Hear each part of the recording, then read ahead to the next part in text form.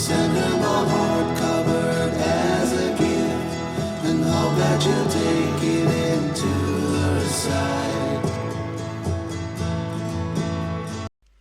Alors dans la vidéo précédente, on avait donc démontré que finalement, eh bien, le rapport, donc le produit de donc P1 V1 sur T1, donc pour l'état initial, eh bien cette grandeur-là, elle se conservait pour un gaz parfait, et donc c'était égal à P2 V2 sur T2 euh, à l'état final. Donc voilà, on avait démontré que ça se conservait. Et alors, ce qu'il faut bien garder à l'esprit, on avait dit, c'était que finalement, P1, V1 ou P2, V2, finalement, donc on va l'écrire dans une autre couleur, hop, comme ça.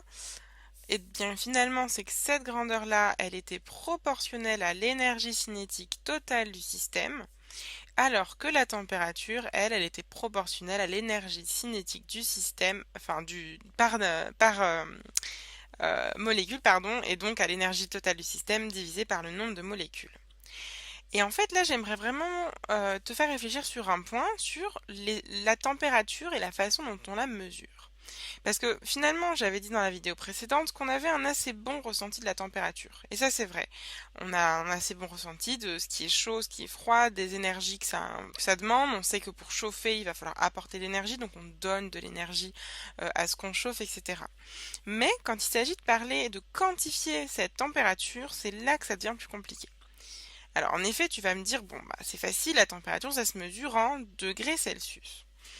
Alors le degré Celsius, je ne sais pas si tu avais déjà réfléchi comme ça, mais en fait c'est une unité qu'on a posée. On a choisi que 0 degré Celsius, c'était la température, donc la température où l'eau gèle, donc on va mettre l'eau gèle, et le 100 degrés Celsius, c'est la température où l'eau bout. Là c'est un T, hop. Mais tu vois, on aurait pu prendre ça, ben, je sais pas, pour l'huile, pourquoi est-ce qu'on a choisi l'eau? Enfin, on a choisi ça parce que ça nous arrangeait bien. Mais finalement, tu vois que ça, eh bien, c'est une unité qui est arbitraire. Ça veut dire elle dépend de comment on la définit. Et d'ailleurs, c'est pareil, tu vois, dans le monde anglo-saxon, on mesure la température en degrés Fahrenheit, et c'est pareil, c'est quelque chose de complètement arbitraire.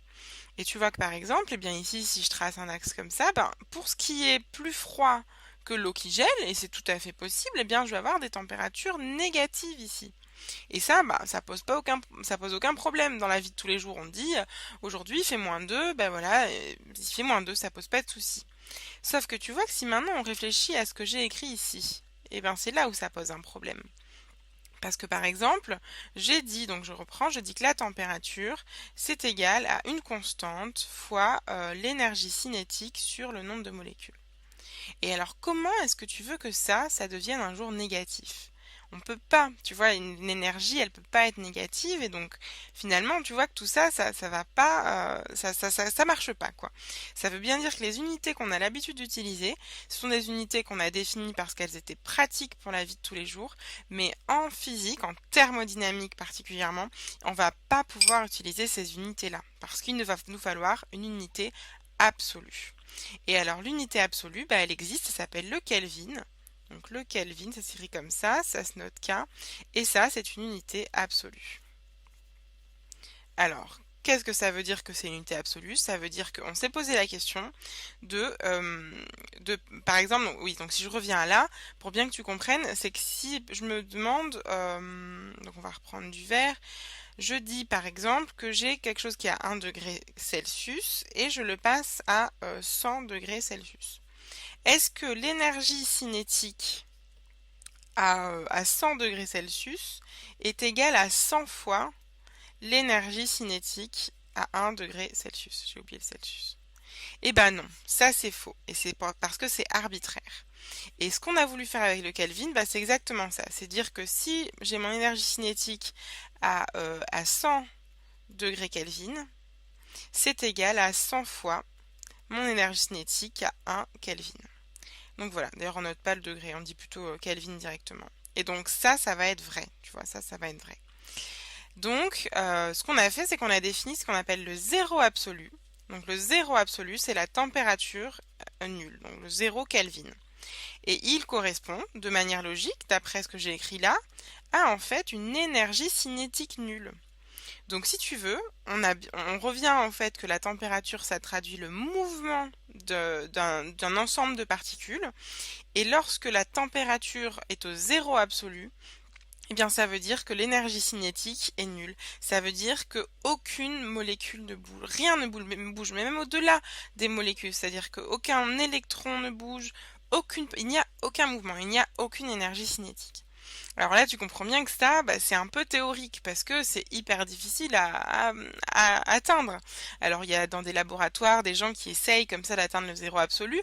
Ils s'en approchent très très très proche, mais le zéro absolu parfait, on peut dire qu'en tout cas pour nous c'est vraiment une vue de l'esprit. C'est quelque chose de théorique entièrement.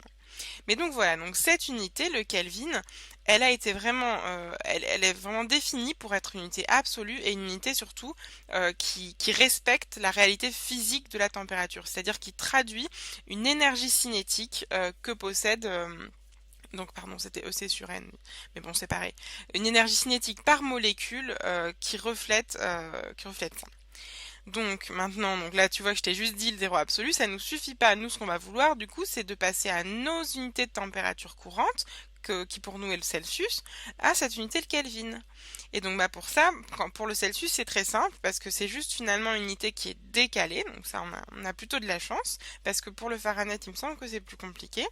Il suffit donc de savoir que le 0 Kelvin, sa conversion en Celsius, et en fait, 0 Kelvin, c'est égal à moins 273 degrés Celsius. Et alors ça, tu peux l'entourer voilà comme ça en rouge et essayer de t'en souvenir parce que c'est vraiment super important.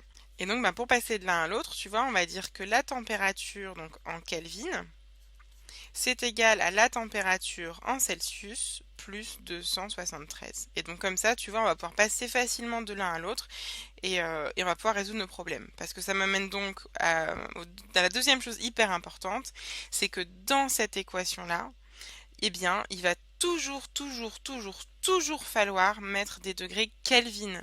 Et en fait, tu vas pouvoir utiliser les degrés Celsius uniquement quand on parle de différence de température. Parce que comme tu vois que là, finalement, c'est juste une échelle décalée, si je dis T2 moins T1, eh bien que je le donne en Kelvin ou en Celsius, ça va être pareil. L'écart va être le même. Mais quand tu auras une température seule, comme c'est le cas ici, il faudra toujours le mettre en Kelvin, parce que tu vois que là, d'après ce qu'on me dit, on a bien quelque chose proportionnel à l'énergie cinétique là et là à l'énergie cinétique par, euh, par molécule et que du coup si tu donnes quelque chose qui n'est en rien lié à cette énergie cinétique, tu vas raconter vraiment n'importe quoi. Donc je te mets vraiment en garde parce que c'est une erreur extrêmement fréquente et au final c'est assez bête parce que les exercices sont souvent très simples et la seule chose un peu difficile c'est de penser à faire ça. Donc on va faire un exemple tout de suite. Alors, on va réécrire donc.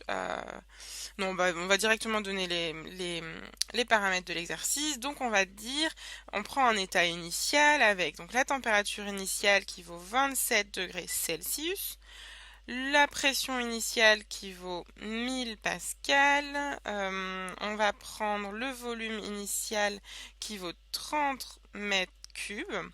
Et on va à l'état 2 qui lui va valoir, donc pour la température dans l'état 2, ça va être 50 degrés Celsius. La pression de 2, c'est ce qu'on cherche. Et le volume 2, ça va être 20 mètres cubes. Donc finalement, tu vois qu'ici, on fait une compression et on chauffe. Donc d'abord, la première chose à faire, avant même d'écrire la loi qui va nous permettre de résoudre ça, c'est de tout passer en degrés Celsius. Donc on va utiliser la formule que j'ai mise tout à l'heure. Donc on va dire que T1, finalement en Kelvin, ça va être 273 plus 27. Donc ça va être égal à 300 Kelvin. Donc ça c'est T1. Et ici, T2, ça va être égal à 273 plus 50. Et ça va nous faire 323 Kelvin. Donc maintenant, on peut résoudre notre problème. Donc on a que P1 V1 sur T1, c'est égal à P2 V2 sur T2. Alors, on va isoler P2, donc ça va, si je divise tout par V2 et que je multiplie par T2, ça me fait P1 V1 sur T1, multiplié par ici T2 sur V2, qui est égal à P2. Donc voilà, donc ça tu vois, c'est hyper facile, c'est juste des petites multiplications et divisions. Et donc maintenant, on peut faire l'application numérique de ce problème-là. Donc je dis que P2, finalement, c'est égal à, donc P1, donc c'est égal à 1000 fois 30 fois 323 divisé par T1, donc 300 fois V2 de 20. Donc voilà. Donc déjà, on peut déblayer un petit peu tout ça. Donc là, le 3 s'en va. Je peux enlever donc 100 ici. Donc ça me fait 10, 10 fois 10, donc ça me refait 100 fois 323 divisé par 20. Alors 100 divisé par 20, ça me fait 5. Donc ça me fait 5 fois 323. Donc en fait, donc ça on peut même le faire de tête, hein, c'est facile. Donc 3 fois 5, 15 et je retiens 1. 5 pardon, fois 2, 10 et 1, 11 et je retiens 1. Et 5 fois 3, 15, 16. 1615, 1615 pascal. Donc ben voilà, tu vois, on a facilement réussi à calculer la pression. Et donc voilà, et donc vraiment la seule chose difficile dans ces exercices-là, c'est de penser à faire ça, c'est de penser à convertir les températures qu'on va souvent te donner en Celsius en Kelvin. Donc bah, moi j'espère que tu as bien compris ce point-là et je te dis à tout de suite dans la prochaine vidéo.